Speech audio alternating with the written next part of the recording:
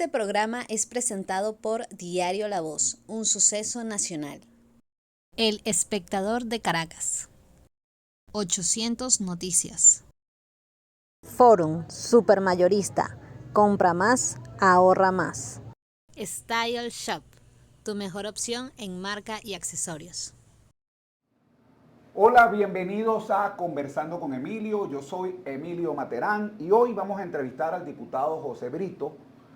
Él es candidato o precandidato a la presidencia de la República por el partido Primero Venezuela. José, bienvenido. Emilio, feliz y bendecido día. José, queremos conversar contigo muchísimos temas en la próxima media hora, pero indiscutiblemente que queremos comenzar con el tema que está en la agenda política en este momento, que es el tema de la corrupción. El gobierno, 24 años después, digo yo, aborda el tema de la corrupción y lo quiere plantear como una bandera política. ¿Qué opinión te merece todo ese tema? ¿Es de verdad una lucha por la corrupción o es una pelea entre grupos, como dicen algunos analistas? Mira, fíjate que en el año 98, ¿cómo llegó el expresidente Chávez al poder? Llegó luego de una hecatombe, de una profunda decepción, de una profunda desconexión de la cúpula gobernante, ¿no? Y era, tú recuerdas, yo no voy a decir adecos y copellanos, estoy hablando de las cúpulas de ambas organizaciones se fueron descontextualizando en el tiempo, creyeron que el poder económico era tu amigo, se fueron pervirtiendo, el germen de la corrupción arropó totalmente a esa estructura bipartidista y entonces eso dio el caldo de cultivo necesario para que en aquel momento Chávez dijera, vamos a acabar con las cúpulas podridas, aquella que acuñó aquella frase de la cúpula podrida. Bueno, transcurridos 22 años, fíjate lo que aquella expresión de las cúpulas podridas, hoy día estamos hablando de las cúpulas nefastas. Ocurre lo mismo. Los que hoy son gobierno creen que el poder económico es tu amigo, se fueron descontextualizando y el germen de la corrupción arropó toda una estructura que el último afaire, pudiéramos decir, porque yo pudiera señalarte otros afaires, lo que pasa es que tenemos una memoria muy corta, ¿no? Otros afaires, el último afaire habla de 3.000 millones del PDVSA Gates, ¿no? Pero yo pudiera señalarte, para que tú veas las grandes contradicciones que se generan, en cuanto a aquel señor que decía que PDVSA era roja rojita, tú recuerdas, sí, ¿no? claro, Rafael Ramírez. Claro. Y hoy se pasea libremente entre Italia y Mónaco como Pedro por su casa. Porque aquí lo que ha habido es una sociedad de cómplices. Por eso es que digo que en Venezuela, Emilio, el problema no es solamente la cúpula que está en Miraflores, sino una cúpula de un sector minoritario, disparatado, extremista, irracional de oposición que ha hecho un contubernio durante 22 años.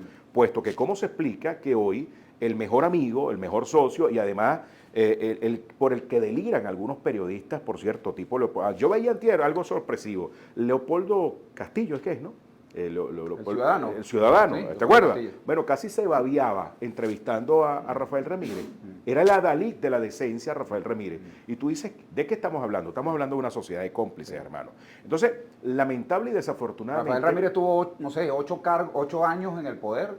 Sí. Y entonces ahora nos estamos dando cuenta que fue corrupto. Pero cuando señalábamos a Rafael Ramírez, muchos de los que lo señalábamos decían Rafael Ramírez, eso es un atentado contra la patria. ¿Cuál atentado contra la patria, hermano? O sea, yo lo que creo es que tenemos que realmente entender que esto no puede ser un tema de estrategia y de marketing. Entonces, esto tiene que ser realmente una concepción de qué requiere Venezuela hoy día. Fíjate, ser presidente de la República implica o supone ser el jefe del Estado, el gran reunificador de un país. Correcto. Por tal motivo, todo aquel que venga con esas adjetivaciones de calificaciones que si Chavestia Chaburro es cuálido, apátrida, definitivamente tú no vas a reunificar el país como tal. Entonces, realmente lo que hay es una candela permanente entre esos extremos que mucho daño le han hecho al país, las cúpulas nefastas. Otra situación es el jefe de gobierno, Emilio. Si el jefe de gobierno tiene que buscar la idoneidad en el ejercicio del cargo, pero también que tengan no solamente idoneidad, sino un honesto compromiso con el cambio. Y lo pongo así como en mayúscula, honesto compromiso con el cambio. Es el responsable de las relaciones internacionales, ¿Cómo es esto que nosotros vamos a seguir con con esta lucha fratricida? Lo primero que debe hacer un nuevo presidente, Emilio, es decirle tanto a los Estados Unidos como a los países occidentales, pero dejemos esta confrontación, para pelear se necesitan dos, yo no quiero pelear. Ahora fíjate, tú eres candidato a la presidencia de la República y me gustaría abordar ese tema también desde el punto de vista de tu candidatura. La corrupción le ha hecho daño, entre otras cosas, muchísimo daño a este país. Mucho. Porque ahorita son 3.000, pero aquí cada persona, que si la enfermera, que si el guardaespaldas, aquí todo el mundo se lleva unas cifras, pero que se dicen en un segundo. Pero ¿Te acuerdas de Nervis Villalobos? Cuando tú contabilizas, bueno, se han llevado miles de millones de dólares. ¿Qué harías tú como candidato presidencial para atacar la corrupción? ¿Cómo se ataca la corrupción después que la tenemos en los tuétanos del sistema administrativo de todos los gobiernos nacionales, regionales y municipales? Sí, como candidato presidencial, la primera tarea que tengo es hacer todo lo que tengo que hacer para conectar con el gran país para llegar a ser presidente. Es lo primero, porque honestamente llegar a ser presidente y entender, y a eso me refería. Mano, no solamente yo no puedo porque Emilio Materán sea mi pana, mi amigo, entonces Emilio, vente, ¿no? Tiene que tener idoneidad en el ejercicio de la cartera ministerial donde va a desarrollar, pero también tienes que tener un honesto compromiso con el cambio. Yo no puedo cambiar. Cosa que no ocurre ahorita, y entonces pones una persona, yo no sé, jefe de la policía que es médico, ¿no? Por eso digo, idoneidad. O militar, entonces, ¿por qué es militar en una cartera que no tiene nada que ver con sus conocimientos profesionales? Por eso hablo idoneidad, pero también un honesto compromiso con el cambio.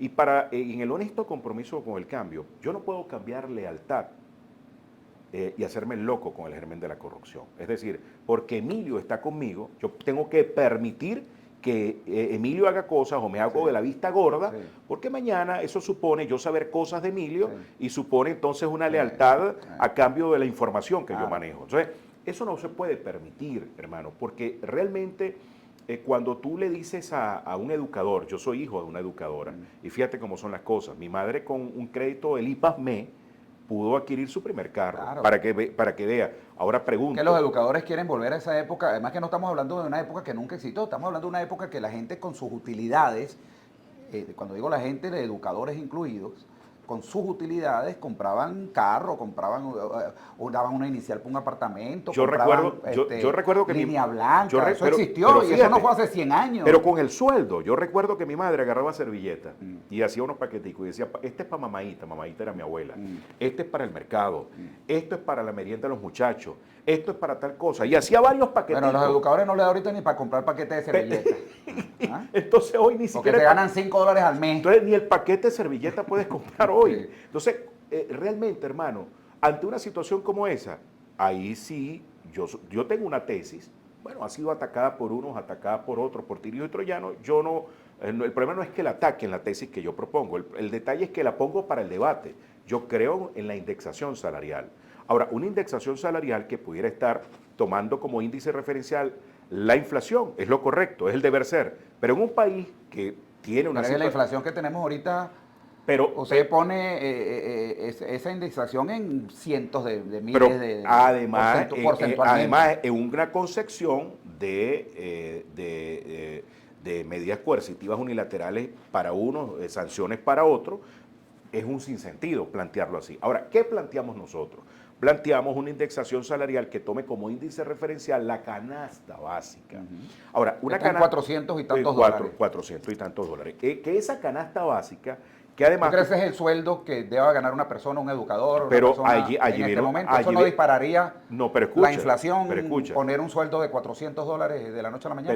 Pero es que tú tomas como índice referencial, y al tomar índice referencial, para eso están las mesas de trabajo, tú dices, bueno, es en el 100% como índice referencial de la canasta básica, es al 50% o al 25%, allí hay que ponerse de acuerdo. Suponte que es el 50%, y si un 50% eso supone $225 mensuales de salario para educadores y todo el sector. Salario mínimo en Venezuela. Un salario mínimo en Venezuela, $225, que es la mitad de la canasta básica.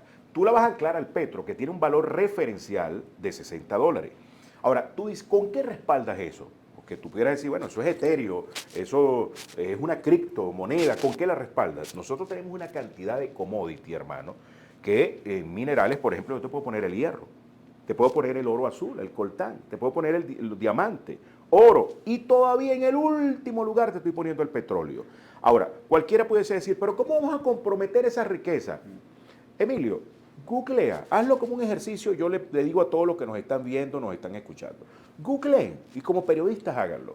Pregunta si la energía fósil en 30 años seguirá siendo la primera fuente energética del mundo. No va a ser así, Emilio. ¿Qué hacemos nosotros con una cantidad de petróleo ya que en este momento podríamos utilizarlo como commodity? Tenemos las reservas más grandes del planeta de un commodity que en unos años, no sé en cuánto, hermano, eso no nos va a servir para nada. Eso va a ser ya tierra. Los carros eléctricos ya están aquí. Pero eso va a ser Eso no es nada del futuro. Emilio, eso no va a ser Por nada. ejemplo, aprovechemos. Y yo no estoy diciendo algo que sea alocado. Tú recuerdas que, para los que dicen, bueno, pero ¿cómo? Bueno, fíjense, yo les recuerdo. Hugo Chávez agarró y le dijo a los chinos, yo necesito 50 mil millones de dólares para financiar obras de gran envergadura. Si se hicieron o no se hicieron es harina de otro costal. Pero lo cierto es que los 50 mil millones se los entregaron, que fue el famoso fondo chino, ¿tú recuerdas? Sí, claro. Y ese fondo chino, ¿con qué se fue pagando? Con petróleo. Y todavía los chinos se están llevando petróleo. Sí. Ahora, yo le digo hoy a los mismos chinos, o le digo a cualquier país occidental, ustedes necesitan estos commodities. Bueno, yo no tengo real para explotar esos commodities. Sí. Exploten ustedes, extráiganlo ustedes. Yo necesito que ustedes me den por adelantado 25 mil millones de dólares. ¿Para qué? Para yo tener un fondo para poder financiar esta indexación como tal y que... De una cantidad de obras. Ahora, cualquiera de los que me dicen que eso tiene un componente inflacionario, yo también, como dicen, yo soy indio más no tonto, ¿no? Entonces, yo también consulto a muchos amigos que tienen experticia en el área económica y le digo, mira, una de las críticas que hacen a la indexación es que tiene un componente inflacionario o pudiera desarrollar un componente inflacionario, es decir, llevar estratosféricamente la inflación a una hiperinflación. Me dicen, no necesariamente es así, porque en todo caso, cuando tú, el hecho de que todo aumente y que haya una suerte de compensación inmediata del ingreso, llega un momento en que, esto se pone como la cuerda, ¿no? Ya no da para estirar más. Entonces, tiene que haber un proceso de estabilización como tal. Pero, Emilio, yo no soy un ególatra, además un soberbio, que dice, es que yo lo que planteo es lo mejor. Yo lo estoy poniendo como un elemento para la discusión. Claro. Ahora, hay que convocar al gran país. Pero lo cierto es que algo hay que hacer. Porque mientras nada se hace, lo cierto es que la gente observa una pelea, una diatriba fratricida entre los políticos. Y yo a esta edad, Emilio, que ya tengo el privilegio hasta de ser abuelo hoy día, entendí que las peleas y la diatriba entre los políticos solo le importan a los políticos, mientras los problemas de la gente transcurren en el día a día y la gente espera. Esa situación, José, le ha hecho mucho daño a la política, al ejercicio de la política en Venezuela. O sea, cuando tú revisas absolutamente todas las encuestas, el rechazo que hay hacia la política, el rechazo que hay hacia la oposición, el rechazo que hay hacia el gobierno, bueno, es del 80%. La gente se declara independiente, la gente no quiere saber nada de los políticos. Emilio, hoy es algo gravísimo. Muy grave. Porque de la política salen los lineamientos para el país, de ahí dependen el sueldo mínimo, lo que tú te llevas para tu casa, los costos de los productos, en fin. La política decide tu día a día. Al final, por eso es que digo que estas cúpulas nefastas, tanto esta cúpula gobernante hoy día como esta cúpula de este sector extremista, minoritario, responsable de oposición, que ha sido cómplice de esta situación, yo recuerdo que antes a uno agarraban leche magnesia y era un purgante. Yo siento que a estas cúpulas hay que colocarles un purgante y decirles ya basta. Y ese purgante es la oportunidad que tenemos de desplazar a estas cúpulas de una vez por todas. Una cúpula pretende reunificarse en torno hoy a Nicolás Maduro y otra cúpula busca un proceso de chirulí con chirulí, arrendajo con arrendajo, que lo llaman proceso primario. Allí están burro con burro, se juntan para rascarse. Entonces, al final, esas cúpulas hay que decirles ya basta, váyanse. Yo siento que lo mejor que pudiera hacer hoy un señor como Henry Ramos Ayuda es decirle, señor, quédese en su casa, espere los nietos, quédese tranquilo. Al otro señor, quédese allá en el Zulia. Al otro señor, quédese cuidando a sus muchachos, porque a mí me preocupa. Y además me preocupa y me activa a luchar. Por ejemplo, yo veía a un señor irresponsable como Leopoldo López diciendo una cosa como esta en Estados Unidos. Lo dijo, pero días atrás lo dijo porque en ahora... la ONU. Días atrás lo dijo en la ONU porque ahora él y la esposa tienen una ONG donde un filántropo les dio 600 millones de dólares, ¿tú sabías eso? Es decir, tienen una pelota de real, 600 millones de dólares para recorrer el mundo. Entonces yo veía que él decía que le planteaba a los congresistas norteamericanos que hicieran una suerte de reseteo del tema de las sanciones, es decir, que pudieran incrementar las sanciones contra Venezuela como una forma de salir de Nicolás Maduro. Y yo lo que pensaba y analizaba en frío, yo decía, los 3 niños, que Dios se los bendiga, que Dios se los bendiga y los proteja, Leopoldo López, ellos no viven aquí en Venezuela. Los 4 niños del señor Julio Borges, que Dios se los bendiga y se los proteja siempre, porque los que tenemos hijos, tenemos todos los hijos del mundo, ellos no viven aquí en Venezuela.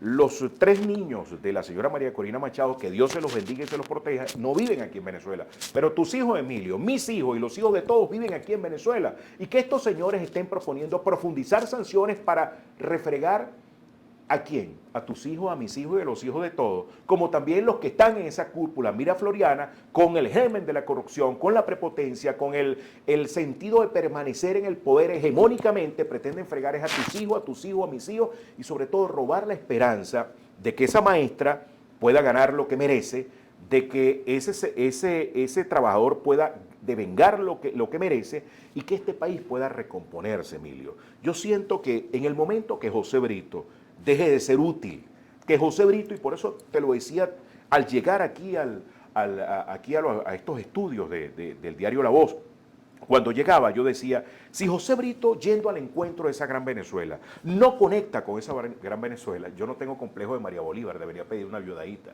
ni tengo la vocación de suicida. José Brito será el primero que promoverá un gran encuentro que no será con esas cúpulas. De eso estoy muy claro. Por eso es que aquellos que me dicen a mí... O sea, vamos a ir a un corte de publicidad, okay, perdona perfecto. que te interrumpa. No. Además que tocaste un tema en que quiero ahondar, que es el tema de las primarias, porque hay un sector de la oposición tiene unas primarias, donde muchos analistas dicen, bueno, que eso es bueno, porque ahí se pueden dirimir los enfrentamientos y varias cosas, pero José Brito no está participando en esas primarias.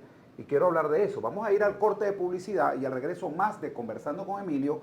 Hoy con José Brito, él es diputado de la Asamblea Nacional, además es precandidato presidencial. Ya regresamos. A pesar de la crisis, el diario La Voz cumple su compromiso de informar con imparcialidad y valentía. El impreso, la versión digital y nuestras redes sociales te conectan oportunamente con el acontecer nacional e internacional. Diario La Voz, un periódico para la Venezuela de hoy. Diario La Voz, un suceso nacional. Estamos de regreso conversando con Emilio, hoy con José Brito. Él es diputado de la Asamblea Nacional por el Partido Primero Venezuela y es además precandidato a la presidencia de la República. José, tocaste un punto, lo tocaste muy someramente y quiero ahondar un poquito, que es el tema de las primarias. En un sector de la oposición donde tú no estás participando, hay unas primarias. Inclusive hay unas encuestas que vimos recientemente de Consultores 21, bueno, que colocan a Enrique Capriles. Esa encuesta la vamos a ver, por cierto, las personas que se están conectando en este momento, después buscan Conversando con Emilio en YouTube y ahí van a poder ver esta ficha de la que estoy conversando y otras de las que vamos a hablar. Aparece Enrique Capriles con 24, voy a redondear, María Corina con 19, el Conde del Guácharo con 14, Rosales con 11, Guaidó con 7, etc. ¿Qué opinión te merecen estas primarias? En las cuales, recalco nuevamente, tú no estás participando. En primer lugar, ¿Y por qué no estás participando? Es importante En decirlo. primer lugar, yo detesto la hipocresía. Mi padre decía, a los hipócritas no les huyas por miedo, sino por asco. Yo con esa cúpula, ese sector minoritario de oposición, porque es profundamente minoritario, irresponsable, disparatado, y además tan corresponsable como la otra cúpula mirafloriana, esa cúpula que dirige Nicolás Maduro en el desastre que estamos viviendo en este país. Ahora, cuando hicieron ese planteamiento, yo dije, bueno, pero ven acá, ¿por qué no ir allá, derrotar a esas cúpulas como las derroté en Anzoátegui? Porque nadie se esperaba que yo derrotara, ya yo derroté esas cúpulas en Anzoátegui, que contra todos los pronósticos. Y yo dije, bueno, Brito no ha peleado. Lo que pasa es que ellos saben la capacidad que tenemos nosotros de conexión. Que de momento el gran país no nos conoce, por ahora no nos conoce. Bueno, y resulta que dije, y me presenté allá, nos presentamos, un grupo de personas, nos presentamos luego de 4 comunicaciones que enviamos, tuvieron que responderla, y bueno, luego se hicieron los locos, hermano, no, O sea, tú querías participar en la para primaria, derrotar, para medirte ahí. para derrotar a esa cúpula, para ir a derrotar a la otra. Yo sabía que no me iban a dejar, pues. Yo lo hice para dejarlos en evidencia, Emilio, y los dejé en evidencia. Por eso es que digo... Pero habían personas, Ajá. voceros de la oposición, que estaban de acuerdo con que participaran. Bueno, pero de la Alianza Democrática. lamentable y Decían que ese era el filtro que lamentable y desafortunadamente, esa comisión Comisión de primaria. de ese parapeto, pues es un parapeto, de ese parapeto no tienen autonomía de vuelo. Ellos son tutelados por un bandidaje que... ¿Qué razonamiento te dieron para no participar? Ninguno, ese es el problema, que ninguno. No tuvieron ni siquiera... No me llames, yo te pásamelo llamo. por escrito. No me llames, no te llamo, no te respondo. Y no me llames, no. Todavía estás esperando la llamada. Bueno, todavía. Bueno, pero está bien. Ok, perfecto. Pero Fíjate. tú crees que, fíjate, no quiero quitarle importancia, que no lo sabremos en este momento, de lo que pueda salir de ahí. Si son unas primarias donde hay una alta participación, bueno, pudiera el mismo pueblo estar validando ese esquema de escogencia de un candidato. Bueno, pero fíjate lo siguiente. Primero, tú hacías referencia a unas encuestas como tal, que después entre ellos mismos salieron descalificándolas. Porque yo quiero aprovechar esta oportunidad, todas las empresas encuestadoras, los encuestadores de este país, ustedes mismos tienen que rescatar su honorabilidad, porque la verdad es que tienen una fama de que quien pone los cobres le suenan la música, son una suerte rocola, encuestas hay para todos los gustos. Lamentable, la verdad de este país, la verdad es que hoy, tanto aquella cúpula de Miraflores como esta cúpula de este sector extremista de oposición, hoy son franca minoría. Hay un gran país que no cree en ellos. Hay un gran país que está decepcionado de ellos. Y lo que sí en este momento, Emilio, está viendo, es que Nicolás Maduro, bueno, está en el recall, todo el mundo lo conoce, es el presidente de la República, que María Corina Machado tiene 22 años aspirando, que Enrique Capriles tiene 22 años aspirando, los nombres, y el señor Benjamín, que es paisano mío, porque bueno, ha sido un cómico muy conocido. Benjamín Rauseo ha sido un cómico muy conocido. Es decir, solamente lo que está ahí en el recall de la gente en este momento es los nombres que la gente conoce.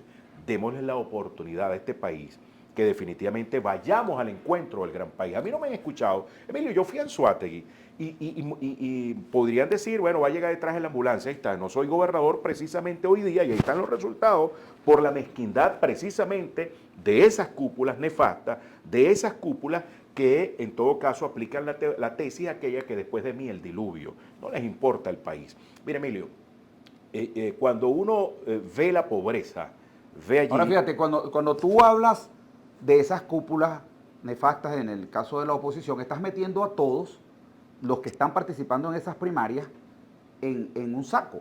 Y ahí hay personas, bueno, por ejemplo, el mismo Conde del Guácharo, que no tiene nada que ver con eso, por nombrarte alguno, Elías Sayé, por ejemplo, que es candidato de Fuerza Vecinal, César Pérez Viva, hay candidatos que están participando en esas primarias que no están, yo te pudiera decir que no han formado parte de esas decisiones. Mira, uno es culpable por acción o por omisión, y ahí hay muchos encallados. Ahora, yo te pudiera decir de 2 personas con las cuales, por ejemplo, Elías me parece que es de las nuevas generaciones, que no tiene nada, absolutamente nada que hacer allí. Además, está cayendo una podedumbre al estar allí. Un muchacho joven, además, con buen discurso, de verdad, yo lo observo. En el caso del Conde, el Conde lo van a achicharrar allí, hermano, lo van a achicharrar. Eso está confeccionado para achicharrar todo el que esté realmente vaya en contra del tutelaje que pretendían manejar de la conducción del movimiento opositor en Venezuela como tal. De tal suerte que hoy Venezuela es mucho más amplia y ahí lo demuestran, los números, lo demuestra la calle, salgamos a la calle. Sí. Sobre todo te decía por el tema de la pobreza en este país. Emilio, este es un país que apenas tiene un 2-3% que tiene capacidad de compra. Ese 2-3% que pudiera decir de esa expresión que acuñaron que Venezuela se arregló. Venezuela no se ha arreglado, tendrá que arreglarse y se va a arreglar. Un 2-3%, estamos hablando entre 600 y 900 mil personas que tienen capacidad de comer, comprar, gastar, pero un 97% que se nos está empobreciendo cada día más. La clase media va a un proceso de empobrecimiento sistemático y sostenido de manera muy preocupante porque hay una profunda brecha social. Yo te pudiera decir en este momento, yo amo a los pobres, pero detesto, aborrezco la pobreza para mi gente. Yo no quiero salud pobre para los pobres, Emilio. Yo no quiero educación pobre para los pobres. Yo quiero salud de calidad para la gente, educación de calidad para la gente. Ahora, me quedo yo, Emilio, con los brazos cruzados si estoy claro, tengo claridad meridiana de que el drama de este país es que tenemos un secuestro de estas cúpulas nefastas y yo me quedo en mi casa siendo un espectador más. Creo que soy un profundo irresponsable, Emilio. O sea, yo tengo que ir al encuentro de esa Venezuela y en esa lucha, en ese devenir diario, estoy por conectar con ese gran país. Hay muchas cosas que tenemos que decirle a ese país. Hay que llenar de esperanza a este país. La Alianza Democrática como tal se extinguió o está funcionando. Te hago la pregunta porque, bueno, estás tú como candidato por Primero Venezuela, pero también está Juan Carlos Alvarado, que ya anunció oficialmente su candidatura por COPEI, Bernabé por Acción Democrática, la Acción Democrática que está en la Asamblea Nacional. Hay posibilidades que de ahí salga un candidato. A la Alianza Democrática le fue muy bien en las elecciones regionales con unidad. Pero no pareciera que están trabajando de esa forma en este momento. ¿Eso es así? Bueno, fíjate, te lo pregunto. No más ayer me invitó la Dirección Nacional de Avanzada Progresista, cosa que agradezco, una mixtura de experiencia con juventud que estaba allí, y yo les planteaba allí la tesis del consenso país. Yo no creo que en este momento poco le interese a la gente de que si estamos reunidos Pedro con Luis, Luis con Mercedes, que si vamos a ponernos de acuerdo como yo les decía a manera de chanza, les decía allí. Bueno, si llegado el momento, ¿cómo nos ponemos de acuerdo? Utilicemos el método Juan Gabriel. ¿Cómo es? ¿Tú recuerdas cuando le preguntaron a Juan Gabriel, ¿tú eres o no eres? Y dijo, lo que se ve no se pregunta. Bueno, lo que se ve será tan evidente quién conecta con el gran país que no hay necesidad ni de estar gastando $1 millón, $2 millones, que el proceso tal. La calle habla. La calle habla como tal y hablará. Ahora, en este momento yo planteo un consenso país. Por ejemplo, yo estoy planteando la indexación salarial. Bueno, y los compañeros de Avanzada tenían una propuesta. Y me parece excelente. Vamos a llevarla a esa gran mesa, a ese gran consenso país. Un gran consenso país donde tenemos que escuchar a los medios de comunicación, donde tenemos que escuchar a las iglesias, donde tenemos que escuchar a las amas de casa. Nosotros creemos, por cierto, en una ley de pensiones universales no contributivas, las pensiones para las amas de casa. Es decir, un consenso país que nos ocupe, que si la foto que nos ven no es hola, entonces como ese típico besando doñas y besando niños. No, es hablando, conversando, dialogando, proponiendo sobre todo del país que se nos viene. Porque esto no es un quítate tú para ponerme yo, porque podemos salir de, como dicen, de lo malo para peor. No, tenemos que salir de lo malo actualmente para mejorar este país, para enrumbarlo a un país de bienestar, de progreso y de oportunidad. Y sobre todo que ese volver a casa, que es un sentimiento intrínseco, que se le hace a una madre, a un padre, un tarugo aquí en la garganta, cada vez que piensa en sus hijos.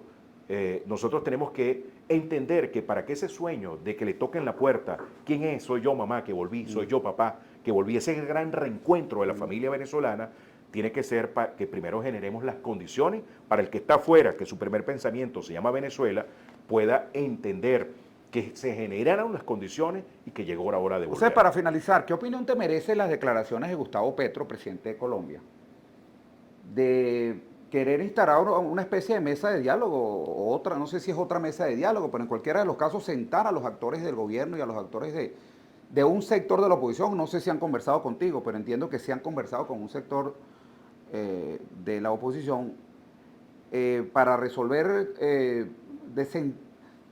desentrabar toda esta situación que, según el juicio de Petro, se trancó el juego en México.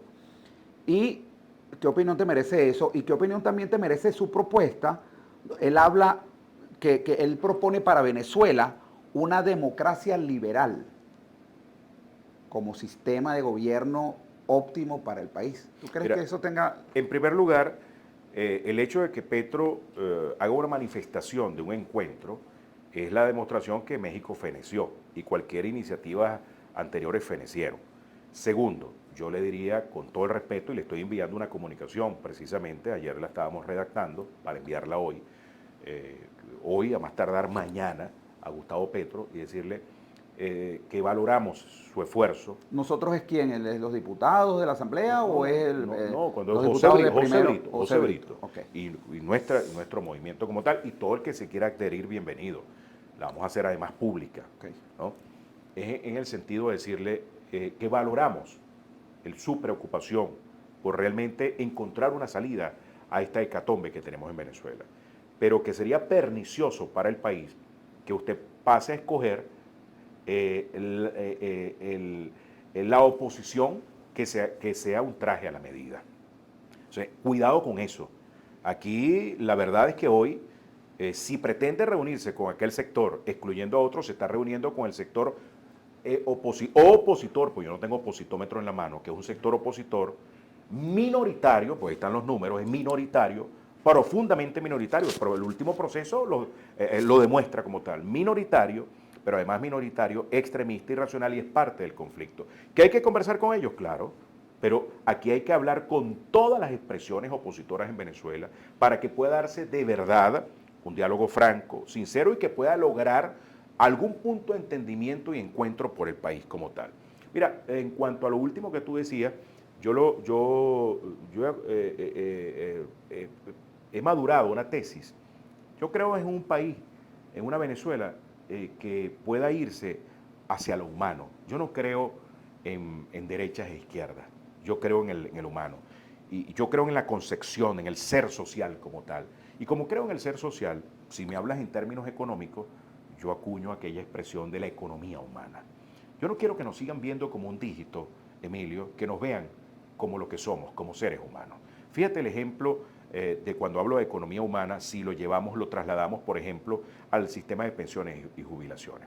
Si vamos a ver en dígito, es verdad que en el año 98 habían 300.000 pensionados. Es verdad que hoy día hay 1 millón, un poco más de 1 millón, es decir, casi 700.000 pensionados más. Eso es verdad, si lo vemos como un dígito. Ahora, 130 bolívares, pírrico $5, realmente en este momento tiene un sentido de humanidad sobre esa persona que toda su vida trabajó, dio lo mejor de sí, y que hoy en el ocaso de su vida realmente lo pones a una situación de empobrecimiento sistemático que lo conduce prácticamente a adelantarle ese encuentro con la muerte.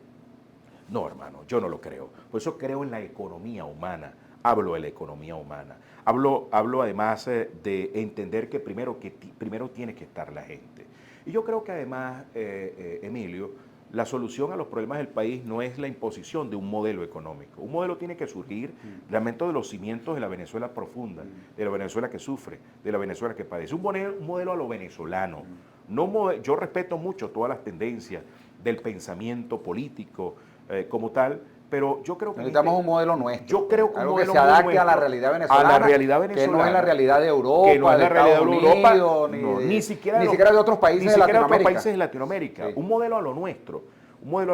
Además, que se pueda desprender, Emilio, de los dogmas, pero también de la retórica. Fíjate tú que los que hacen ejercicio cotidianamente de la política son muy proclives a la retórica. Y la retórica, cuando ves hoy una cámara, un teléfono, ves flashes, ves luces, eres un rehén de la retórica como tal. No, yo creo que hay que decir las cosas como las estamos pensando. Yo creo que hay que dejar la hipocresía a un lado. Y sobre todo los dogmas han hecho mucho daño. Ese dogma entre que te llamen reformista a unos y colaboracionistas a otros, realmente nos ha conducido a no tomar las acciones que debemos tomar. Por eso yo creo que el modelo a seguir es el modelo venezolano, es el modelo humano. Y por eso yo hablo de una economía humana para Venezuela. Muchísimas gracias, José Brito. Gracias a ti, hermano. Diputado a la Asamblea Nacional y precandidato a la presidencia de la República. Con esas palabras nos despedimos, invitándolos pues a una nueva oportunidad cuando estaremos conversando con Emilio. Chao, chao. Este programa fue presentado por Diario La Voz, un suceso nacional. El Espectador de Caracas. 800 Noticias. Forum Supermayorista. Compra más, ahorra más. Style Shop, tu mejor opción en marca y accesorios.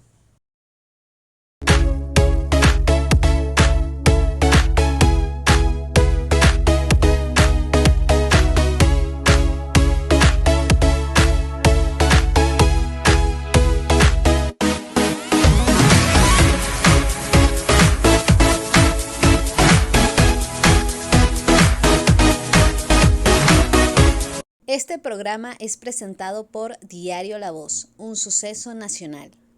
El Espectador de Caracas. 800 Noticias. Style Shop, tu mejor opción en marca y accesorios.